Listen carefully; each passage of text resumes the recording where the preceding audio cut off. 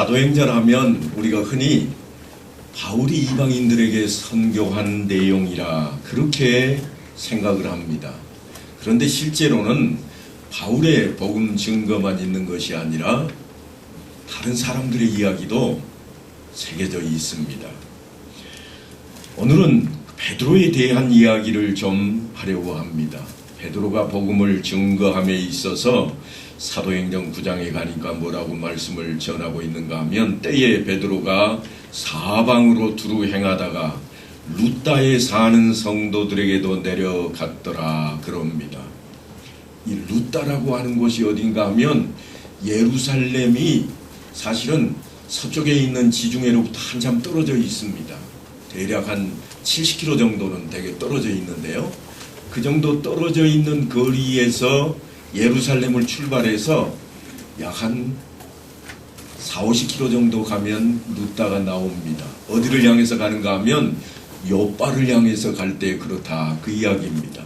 왜 제가 지금 요빠를 지명하고 있는가 하면 오늘 성경 속에 등장하는 지명이 거기에 있기 때문입니다. 사도행전에 베드로가 복음 전하는 이야기는 이처럼 이제 사방으로 그가 복음을 증거하기 위해서 나섰다는 대목을 가지고 시작하고 있습니다. 원래 베드로는 유대인들에게 복음을 증거하는 사람입니다. 그러니까 저 이방 지역으로 지금 떠나가고 있지를 않고 예루살렘에서 유대인들이 살고 있는 그 근접 지역을 두루 돌아다니고 있는 그런 모습 가운데 오늘 말씀을 대하게 됩니다. 구속사의 무대에 베드로가 지금 조명을 받고 있는데, 사실은 조금 전까지만 해도 누가 조명을 받았는가 하면 사울입니다. 바울 사도가 조명을 한껏 받았는데, 지금 주님께서 바울 사도를 저 다메섹, 다시 말하면 아라비아 지역에 훈련장에다 딱 집어넣어 놓으시고는 베드로를 지금 불러내셨습니다. 베드로를 등장시키는 데에는 틀림없이 계획하신 것과 목적이 있기 때문일 것입니다. 그렇다면 과연 그것은 무엇일까요? 베드로가 루다에 내려갔다가 거기에서 중풍병으로 8년을 앓던 사람을 만납니다. 8년씩이나 고생하고 있는 중풍병자를 만난 애니아라고 하는 사람을 만났는데, 그가 순식간에 나음을 잊게 됩니다. 놀라운 일이 벌어집니다. 베드로가 이르되 애니아야, 예수 그리스도께서 너를 낫게 하시니 일어나 네 자리를 정돈하라 그럽니다. 지금 예수님이 옆에 계신 게 아닙니다. 예수님은 이미 십자가에 못 박혀 죽으셨고, 또한 장사된 후에 부활 승천하신 이후에 지금 이야기인데, 마치 예수님께서 바로 옆에 서 계신 것처럼 예수님께서 말씀하시니 너 일어나라 하고 외치고 있습니다. 또한 요빠에서는 무슨 일이 벌어지는가 하면, 도르가라고도 불리는 다비다가 병들어 죽었고, 사람들이 그가 죽게 되자 주변에 루다에 베드로가 와 있다는 소식을 듣고 베드로를 청합니다. 빨리 좀 와주세요. 지금 한 여인이 죽었습니다. 그런 이야기입니다. 그래서 베드로가 일어나 그들과 함께 가서 이르매 그들이 데리고 다락방에 올라가니 모든 과부가 베드로 곁에 서서 울며, 도르가가 그들과 함께 있을 때에 지은 속옷과 겉옷을 다 내보이거늘 베드로가 사람을 다 내보내고 무릎을 꿇고 기도하고 돌이켜 시체를 향하여 이르되 다비다야 일어나라 하니 그가 눈을 떠 베드로를 보고 일어나 앉는지라. 신기한 일입니다. 죽었습니다. 지금 장사 지내고 있는 겁니다. 우리도 마찬가지입니다만 옛날 유대인들도 장사 지내는 일이 이와 같았습니다. 사람이 숨을 쉬지 않으면 우리가 흔히 말하는 저 윗목에 딱 모셔놓고 사흘 정도 기다리는 겁니다. 왜냐하면 그 안에 혹시라도 숨이 돌아와서 살아날 수도 있기 때문에 그 정도는 지켜보고 있습니다. 지금 여기에 많은 과부들이 모여서 다락방에서 지금 장례를 치르고 있습니다. 우리나라처럼 아궁이에 불을 지펴서 그렇게 따뜻하게 하는 그런 지역이 아닙니다. 그러니까 우리나라식으로 생각하실 필요까지는 없는 것 같아요. 그들의 다락방 그러면 우리는 창고나 되는 것처럼 여겨지지만 그들의 생활 공간입니다. 우리하고는 공간이 조금 다르죠. 식사하고 사람들을 만나는 자리가 있는가 하면 그들과 함께 따로 이야기를 나눌 수 있는 거실이 다락방에 있습니다. 물론 침실도 그 곁에 붙어 있기도 하고 때로는 침실은 아래층에 따로 별채처럼 되어 있기도 합니다. 지금 그 다락방에 많은 과부들이 모여 있습니다. 이걸로 봐서 다비다라고 하는 이 여인도 과부였을 가능성이 많이 있습니다. 왜 그렇게 느껴지는가 하면 그가 이 과부들과 함께 있을 때에 누군가를 위해서 지금 속옷을 지었습니다. 겉옷도 지었습니다. 그걸 왜 베드로에게 보여주고 있을까요? 함께 사도들을 위해서 그들이 옷을 짓고 있었던 겁니다. 그와 같은 일을 함께 했는데 어느 날 갑자기 다비다가 죽음을 맞이하게 되었습니다. 예수님께서 부활하시고 승천한 모습까지 다 지켜봤는데도 이들에게 여전히 사람이 죽는 것은 슬픔입니다. 물론 다 알고 있습니다. 주를 믿기 때문에 부활하신 주님을 만나러 갔을 것이라 그들은 다 알고 있지만 여전히 슬픔 가운데에서 베드로를 불러서 우리 곁에 떠나버렸다 알리고 빨리 좀 와달라고 부탁을 하고 있습니다. 그래서 베드로가 그곳으로 달려가서 다비다를 불러 일으키는 장면입니다. 이 표적을 통해서 드러난 것이 무엇인가 하면 주께서 베드로와 함께 계셨던 공생애 때 했던 일을 지금도 그대로 행하고 계신다고 하는 겁니다. 다시 말씀드리면 공생애라 그 말은 예수님께서 살아서 제자들과 함께 일을 할 때의 이야기입니다. 그런데 주님이 이미 죽었고 부활하셔서 승천한 이후인데도 동일한 일을 지금 행하고 있습니다. 예수님이 내가 너희와 항상 함께하리라 약속하신 대로 그들과 함께하고 있음을 베드로가 지금 만천하에 드러내놓고 있는 그러한 모습입니다. 그러므로 이 표적을 통해서 그리스도께서 사실은 영광을 받으시는 겁니다. 루다와 사론에 사는 사람들이 다 그를 보고 주께로 돌아오니라. 갑자기 사론이라는 지역이 하나 더 추가가 됐습니다. 예루살렘에서 요파 저 지중해 해안까지 항구까지 가려면 적어도 60km 정도를 가야 되는데 3분의 2 지점에 루다가 제가 있다고 말씀을 드렸습니다. 그 루다를 중심으로 해서 사방이 다 평야지대입니다. 여러분 많이 들어보셨을 겁니다. 사론의 평야라. 사론의 꽃 예수 그렇게 부르기도 합니다. 왜냐하면 평야지대이고 그곳에는 농사를 짓든 안 짓든 항상 꽃이 만발하는 곳이기 때문입니다. 바로 그러한 곳에 지금 베드로가 가 있습니다. 그런데 그 이어서 그쪽 이야기만 하고 있지 않습니다. 요빠까지 베드로가 갔으므로 요빠에 대한 이야기도 이어집니다. 온 요빠 사람이 알고 많은 사람이 주를 믿더라. 다시 말해서 요빠에 있던 그 사람들도 이 기적을 체험을 했고 또한 저 앞쪽에 루다에 있던 사람들도 기적을 체험했습니다. 중풍병자가 일어서고 죽었던 사람이 다시 살아나는 광경을 보았다고 하는 것입니다. 그런데 우리는 여기서 유념해야 될 점이 하나 있습니다. 표적을 행한 일이나 요빠에 내려간 일들이 사실은 우연한 일이라든가 무심코 생긴 일이 아니라고 하는 겁니다. 왜 그렇게 말할 수 있는가 하면 베드로가 요빠에 여러 날 있어 시몬이라 하는 무두장이의 집에 머무니라. 그렇게 요빠로 지금 내려가서 무두장이 집에 있습니다. 무두장이가 뭔가 하면 사실은 베드로가 갈 수 없는 집입니다. 우리식으로 하자면 아마도 백정에 가까울 겁니다. 이 지역은 무슨 일을 하는가 하면 가죽을 만드는 일을 하는 지역입니다. 그래서 가죽을 다루는 사람을 뭐라고 그러는가 하면 무두장이라 그럽니다. 어떻게 가죽을 다루는가 하면 가죽을 가져다가 껍질을 벗기고 또한 거기에 들어있는 기름기를 다 빼내야 우리가 지금 사용하고 있는 가죽지갑 혹은 가죽옷을 만들 수 있는 가죽천이 되는 겁니다. 그냥 그 껍질을 벗겼다고 사용하는 게 아니에요.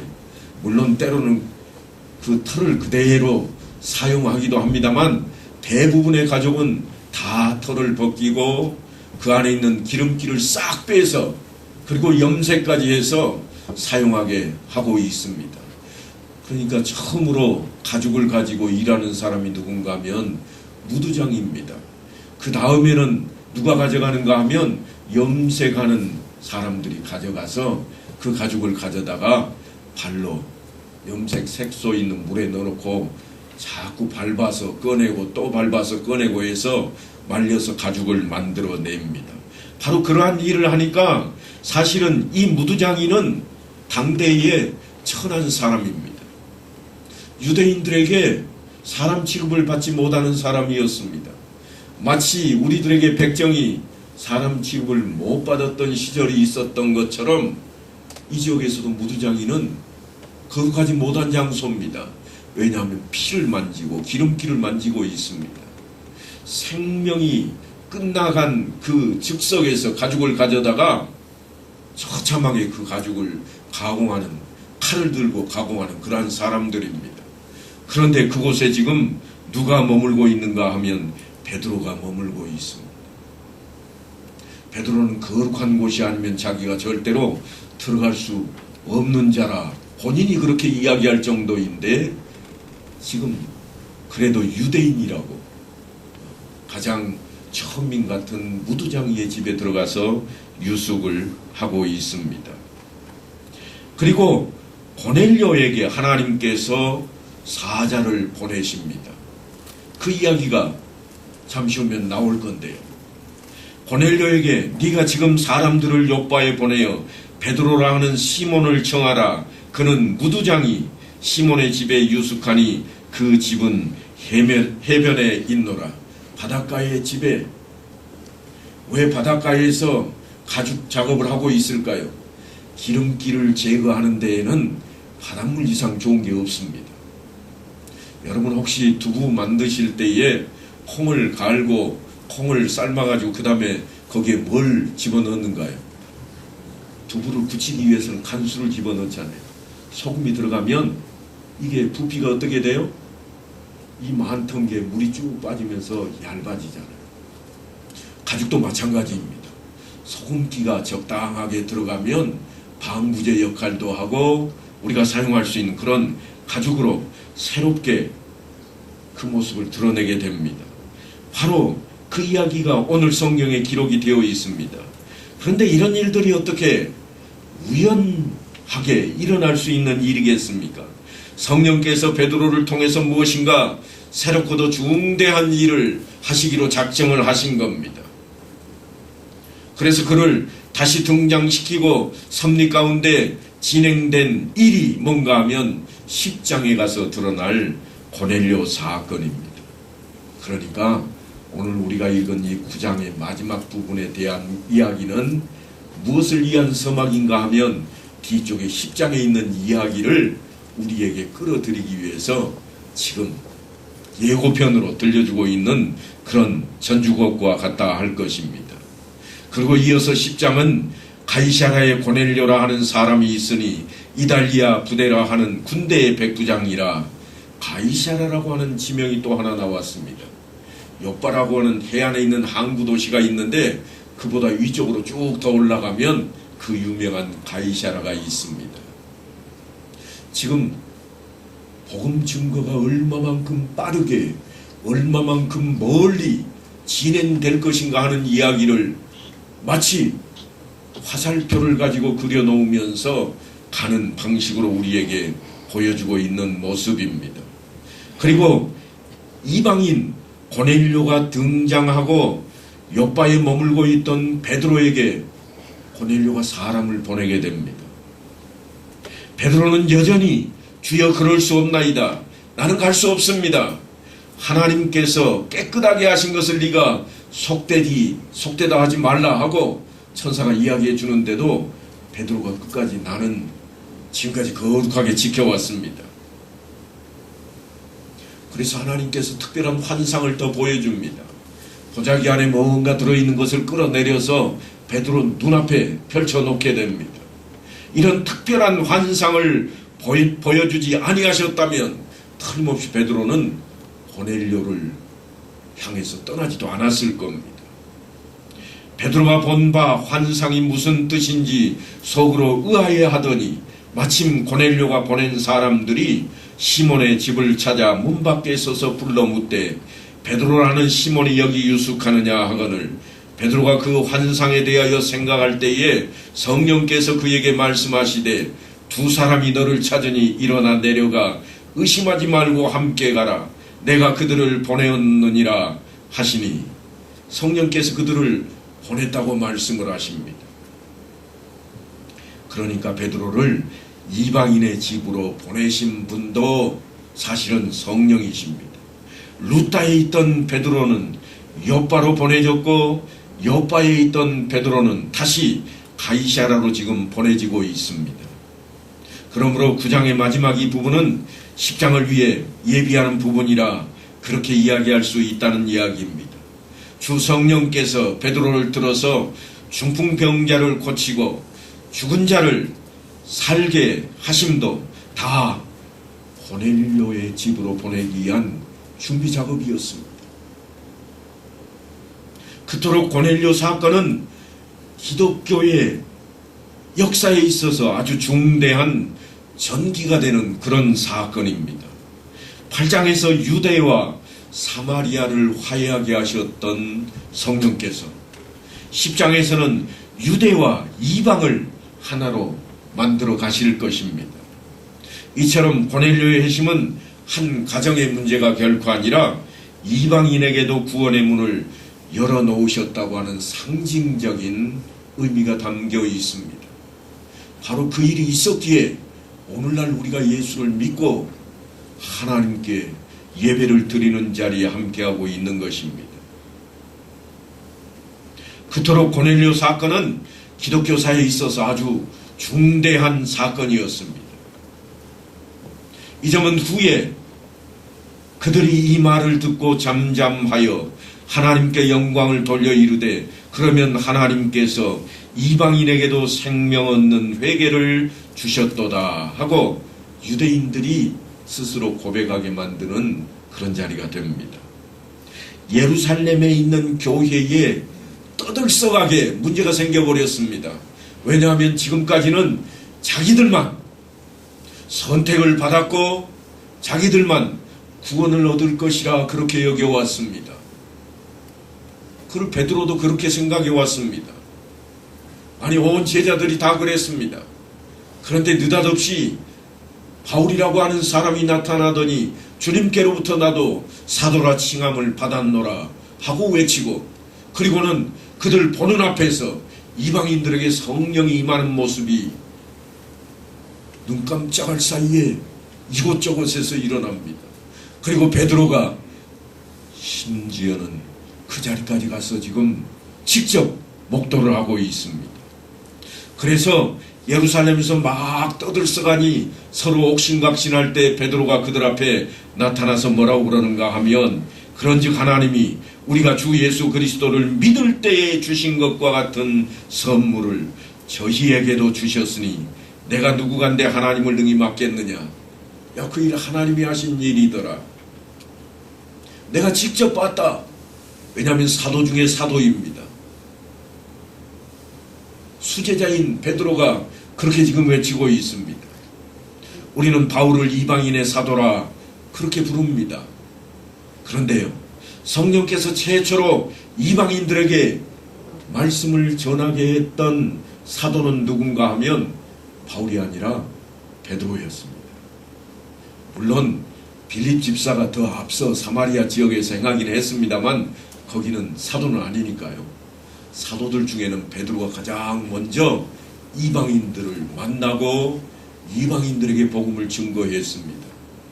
이야기는 무슨 이야기인가 하면 그냥 사도 바울이 나는 이방인의 사도라 하고 외치고 뛰어나가서 아무리 해대도 인정이 되지 않을 일을 순식간에 예루살렘 교회의 기둥과 같은 사도가 직접 행하는 일을 통해서 모두가 다 인정할 수밖에 없도록 그렇게 만들어가고 있다고 하는 것입니다. 여기 보시면은 이제 베드로를 통해서 이방인들이 복음을 받아들이게 되었고, 그 일들이 사도 바울을 통해서 연장되어 갈 때 모두가 다 한 마음을 품을 수 있는 자리로 나아가게 되었다고 하는 것입니다. 사울은 사실은 이방인의 사도로 택하심을 입었지만 결국은 다소로 지금 자기 고향 땅으로 가 있던 때가 있습니다. 우리가 지난 시간에 좀 살펴봤는데요. 베드로를 바로 그때 등장시켜서 고넬료의 가정으로 보내시고 있는 이 이야기는 이제는 바울이 마음껏 복음을 증거할 수 있도록 그 길을 열어놓는 시초가 되고 있다고 하는 것입니다. 베드로가 그랬습니다. 선민답게 나는 율법대로 그렇게 살아왔습니다. 주여 그럴 수 없나이다. 속되고 깨끗하지 아니한 것을 내가 결코 먹지 아니하였나이다. 부정한 것을 먹지도 않았다고 외치는 베드로에게 부정한 것들을 한 보따리 내려보내 주고서는 야, 너 그거 다 먹어라. 환상 중에 베드로가 그런 것을 보아왔습니다. 보자기 속에는 한 마리의 버러지만 있었던 게 아닙니다. 여러 가지 것들이 있었습니다. 그러니까 고넬료뿐만 아니라 또 다른 사람들에게도 복음이 증거될 것을 예고하고 있는 모습입니다. 베드로는 고넬료의 집에 가서 이렇게 말합니다. 유대인으로서 이방인과 교제하며 가까이 하는 것이 위법인 줄은 너희도 알거니와 하나님께서 내게 지시하사 아무도 속되다 하거나 깨끗하지 않다 하지 말라 하시기로 부름을 사용하지 아니하고 왔노라. 묻노니 무슨 일로 나를 불렀느냐. 이제 다음 시간에 제가 복음을 증거할 때에는 베드로가 고넬료를 만나서 했던 이야기를 나누게 될 건데요. 그때 찾아가자마자 베드로가 뭐라고 그러는가 하면 야, 너희도 잘 알지? 나 유대인인데 유대인이 이방인들하고 만나는 거 불법이야. 나도 알지만 어쩔 수 없이 왔어. 내가 왜? 하나님께서 보내서 왔거든. 근데 왜 니네들 나 보자고 했니? 지금 그 이야기예요. 고넬료만 두고 하는 이야기가 결코 아닙니다. 바로 그 앞에 많은 사람들이 모여 있습니다. 고넬료가 어떻게 했는가 하면 자기 집 사람들뿐만 아니라 지역 유지까지 다 불러 모았습니다. 그렇게 해놓고 유대인 베드로를 만나고 있는 모습입니다. 그러자 고넬료가 하나님의 사자가 자신에게 지시한 바를 그대로 베드로에게 고합니다. 이제 우리는 주께서 당신에게 명하신 모든 것을 듣고자 하여 다 하나님 앞에 있나이다. 야, 내가 왔다. 나 왜 불렀어? 그랬더니 고넬료가 하는 말이 당신 앞에 우리가 지금 여기 있습니다. 그런 이야기를 하는 게 아니에요. 우리 다 하나님 앞에 있습니다. 하나님께서 당신 통해서 전하실 말씀이 뭔지 이야기해 주시오. 좀 동문서답 같은 그런 이야기지만 지금 놀라운 일이 벌어집니다. 베드로 앞에 그들은 지금 있지를 않고 하나님 앞에 있다고 고백하고 있습니다. 그러니 고넬료가 얼마나 경건한 인물인지 우리가 짐작할 수 있는 모습입니다. 이제 우리는 주께서 당신에게 명하신 모든 것을 듣고자 하여 다 하나님 앞에 있나이다. 예루살렘에 머물러 있던 베드로를 사마리아 땅으로 보내시고 요바에 머물러 있던 베드로를 또 가이사랴 고넬료 집에 보내시는 그가 누군가 하면 성령 하나님이십니다. 그래서 베드로가 고넬료 집에 있는 사람들을 향해 베드로가 입을 열어 말하되 이렇게 시작합니다. 입을 열지 않고 말할 수 있는 방법이 있을까요? 아마 숨겨야 할 일이라면 입을 가리고 소근소근 그렇게도 이야기할 겁니다. 이거 비밀인데 할 때는 새나가지 않게 하려고 입을 가릴 거예요. 그런데 지금 입을 가리고 말을 하는 게 아니고 입을 열어 그들 앞에 말하고 있습니다. 예수님께서도 직접 그러한 모습을 우리에게 보여주셨던 적이 있습니다. 산상수훈을 전하러 올라가신 예수께서 무리를 보시고 산에 올라가 앉으시니 제자들이 나온지라 입을 열어 가르쳐 가라사대. 예수님께서도 이미 제자들에게 가르칠 때 소근소근 야 이거 비밀이야 너희만 듣고 알아 그렇게 이야기를 하지 않고 입을 열어서 가르치고 있습니다. 입을 열다 이 말은요 우리가 생각하는 그냥 입술을 까딱까딱 하는 이게 아니고요 멀리 입술을 연다 그런 의미입니다. 요즘은 마이크가 있어서 저도 지금 이렇게 이야기를 합니다만 그 시대에는 마이크가 없었습니다. 그러니까 입을 열 때에는 어떻게 하는가 하면 주로 언덕배기를 이용합니다. 언덕배기 위에 올라서서 아래쪽에 있는 사람들에게 이야기를 하는 거예요. 특별히 지금도 유럽을 여행하다 보면 그러한 장면들을 종종 봅니다. 무대들이 설치되어 있고 한 가운데에 서면 꼭 한 사람씩 가서 큰 소리도 노래도 불러보곤 하는데요. 웅장하게 울려 퍼지는 소리를 듣습니다. 마이크 없는데도요. 그러니까 지금 입을 열어서 말했다 이 말은 들을 만한 장소에 혹은 방 안에 좀 사람들이 둘러앉아 있으면 저 한쪽 편에서 잘 들리는 자리에서 외치고 있는 그런 모습입니다. 바로 그처럼 지금 하나님의 말씀을 그들 앞에 증거하고 있는데 과연 입을 열어서 증거한 말씀이 뭘까요? 그들은 하나님 앞에 지금 서 있기에 귀를 쫑긋하고 다 긴장해서 듣고자 하고 있습니다. 이제 우리는 주께서 당신에게 명하신 모든 것을 듣고자 하여 다 하나님 앞에 있나이다. 하나님의 임재하심 앞에 그들이 있고 그들이 앉아있는 그 앞에 베드로가 서서 하나님의 말씀의 대언자로 그들에게 평화의 복음, 화평의 복음을 전하고 있습니다. 그러니까 고넬료의 가정에 베드로가 증거한 그 핵심이 뭔가? 그 핵심은 다름 아닌 예수 그리스도입니다. 예수 그리스도를 지금 증거하고 있습니다. 그를 믿으면 천국 백성이라. 그를 믿으면 하나님 나라에 갈 수 있노라. 그 이야기를 하고 있으니까 그 핵심은 예수 그리스도의 내용은 뭐겠어요? 화평의 복음이라. 그런 이야기입니다. 만유의 주 되신 예수 그리스도로 말미암아 화평의 복음을 전하사 이스라엘 자손들에게 보내신 말씀이라. 그렇게 지금 표현하고 있습니다.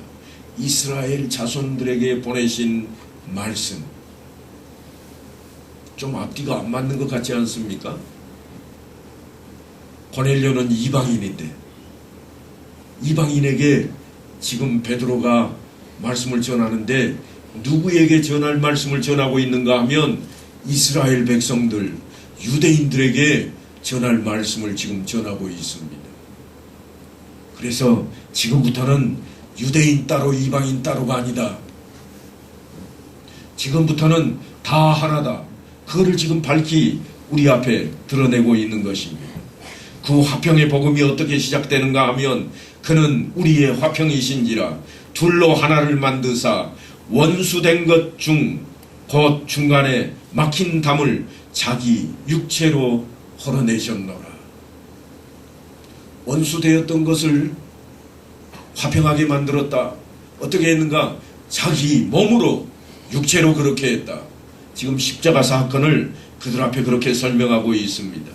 성령께서는 지금 베드로를 이방인 고넬료의 집에 보내시고 주님께서 성취하신 그 화평의 복음을 이방인들에게도 나눠주고 계신 이야기입니다. 내가 참으로 하나님은 사람의 외모를 보지 아니하시고 각 나라 중 하나님을 경외하며 의를 행하는 사람은 다 받으시는 줄 깨달았도다 하고 말씀을 할 수 있을 정도입니다. 이게 무슨 이야기인가? 왜 이제서야 그걸 깨달았다고 하는가? 그 이야기는 바로 이렇습니다. 지금까지는 유대인에게만 하나님께서 허락하시는 줄 알았다. 유대인만 하나님께서 택하신 줄 알았노라. 그런데 지금 보니까 아니네. 그런 편견을 갖고 있던 베드로가 그래서 이방인과 교제할 때조차도 내가 너희를 만나는 것이 위법인 줄 나도 알고 너희도 알고 그렇게 이야기를 시작했는데 지금 와서는 깨달았다는 거예요. 야, 이방인도 받으시는 하나님이로구나. 지금 보니까 그거는 내 편견이었을 뿐이라 누구에게라도 이 말씀을 증거할 수밖에 없는 것이 복음이라 지금 그 이야기를 하고 있습니다. 구원의 조건으로 할례를 받아야만 되는 줄 알았습니다. 이 할례 이야기는 이후로도 계속해서 나오는데요. 할례를 받아야만 구원이 있는 줄 알았습니다. 할례는 누가 받는가 하면 유대인들입니다. 유대인에 속한 사람들입니다. 그런데 지금 보니까 아니 성령께서 할례를 받지 아니한 이방인들에게도 임해버리셨다고 하는 겁니다. 그걸 지금 와서 깨달았습니다. 누가요? 베드로가요. 베드로가 깨닫고 보니까 할례 받는 것으로 하나님께서 함께 하시는 게 아니라 믿는 자에게 우리가 믿을 때 성령이 임하시지 않더냐 그들도 믿으니까 성령이 임해버리시더라. 할례 따위는 아무것도 아니더라. 유대인 따위는 아무것도 아니야. 이방인이 되었던 유대인이 되었던 이제 믿기만 하면 다 일사천리로 해결되는 일이라 그걸 내가 깨달았다고 하는 겁니다.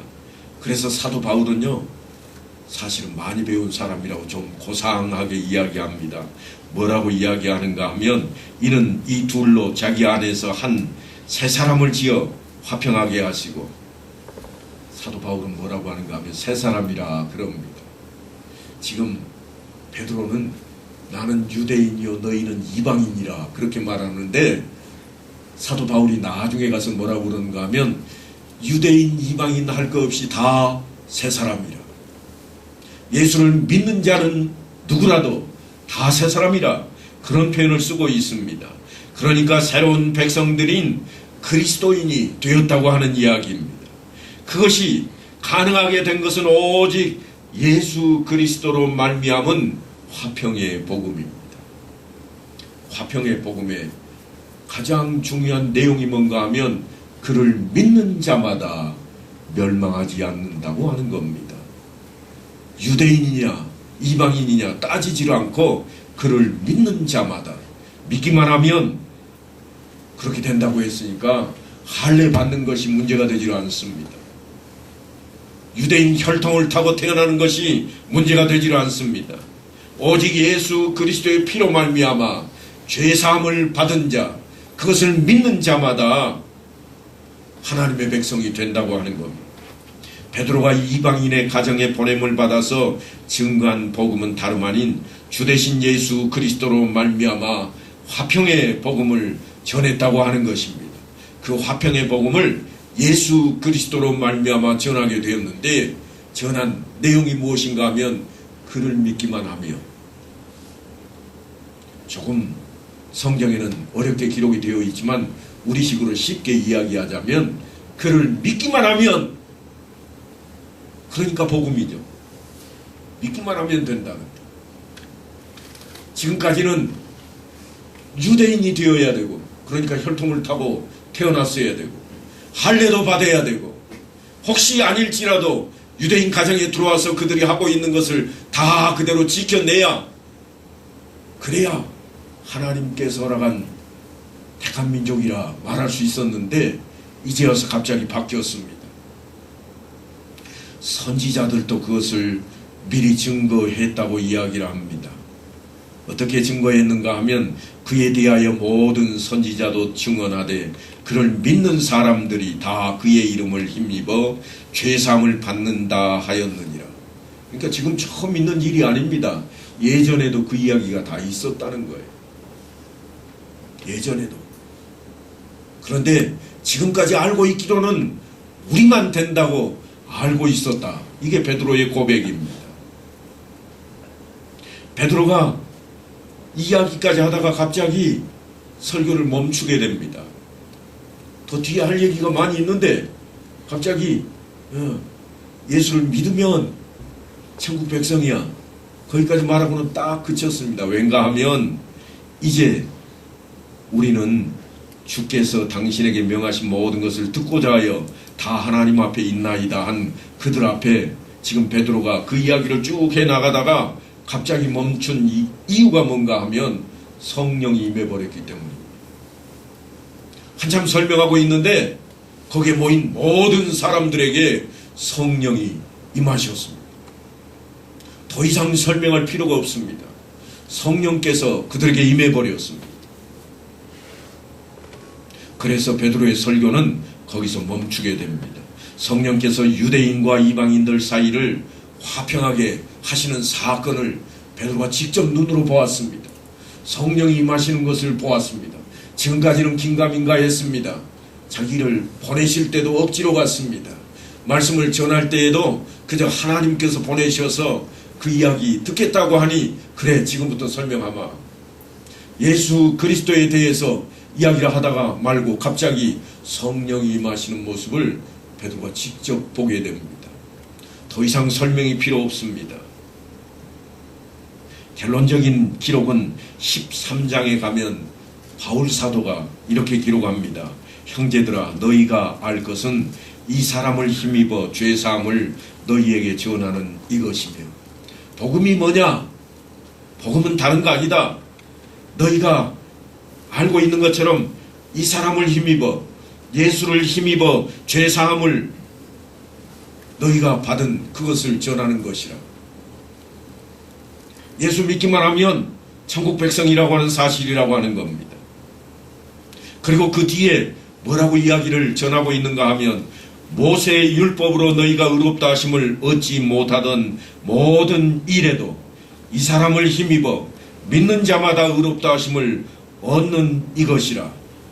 그렇게 결론을 사도 바울이 맺습니다.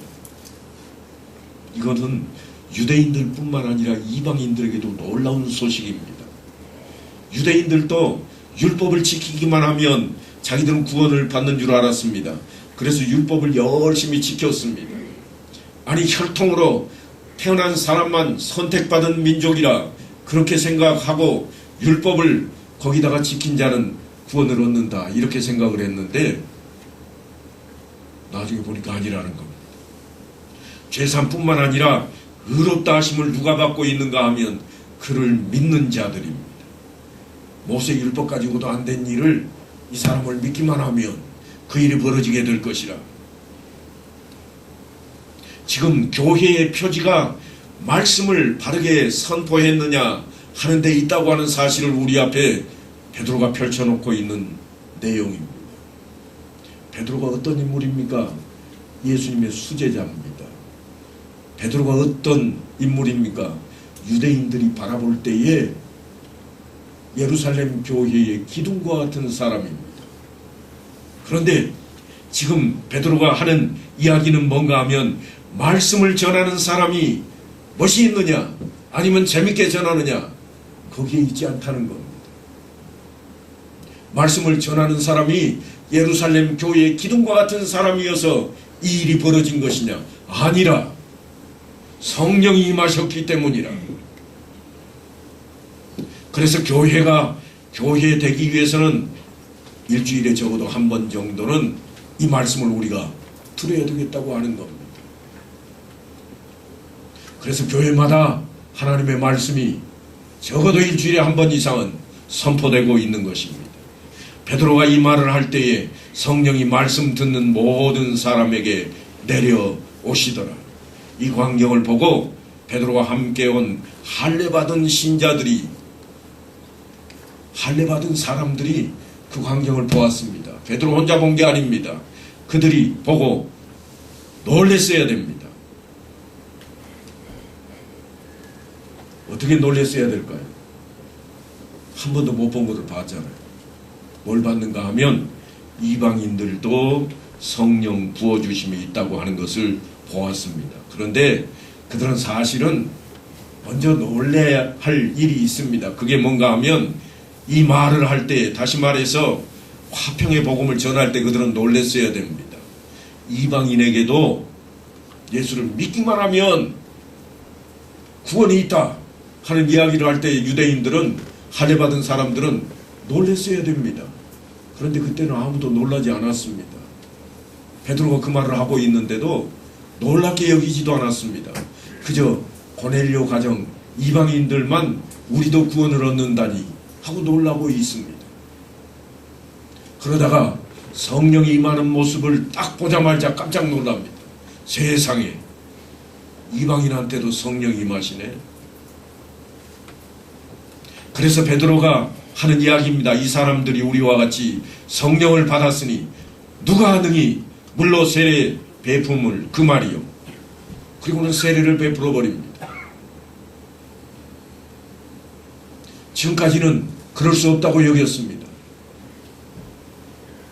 아니, 베드로가 성경을 유심히 보시면 아시겠지만 이방인들과 함께 식사를 맛있게 하다가 할례받은 유대인들이 나타나자 얼른 숨어버립니다. 나중에 그 말씀도 한번 드리겠지만 그 정도로 유대인들과 이방인 사이는 멀어져 있습니다.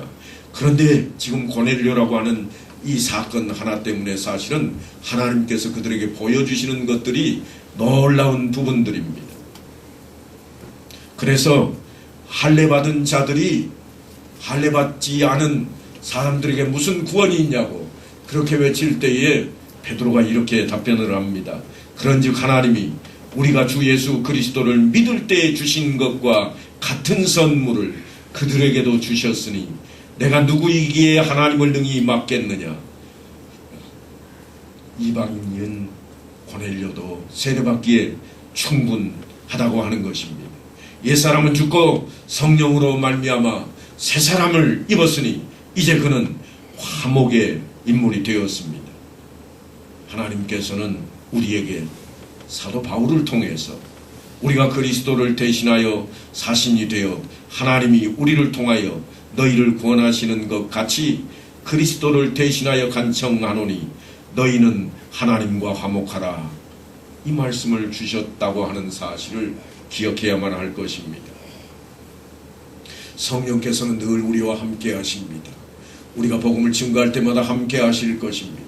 이 한 주간 동안에도 그 사역이 우리에게 주어졌음을 깨닫고 주님께서 재림하시는 그 순간까지 우리 입술을 통해서 우리의 삶을 통해서 믿는 자에게 하나님 나라가 임하고 구원이 임한다고 하는 사실을 증거하는 증인의 삶을 살아갈 수 있는 우리 모두가 되기를 간절히 축원합니다.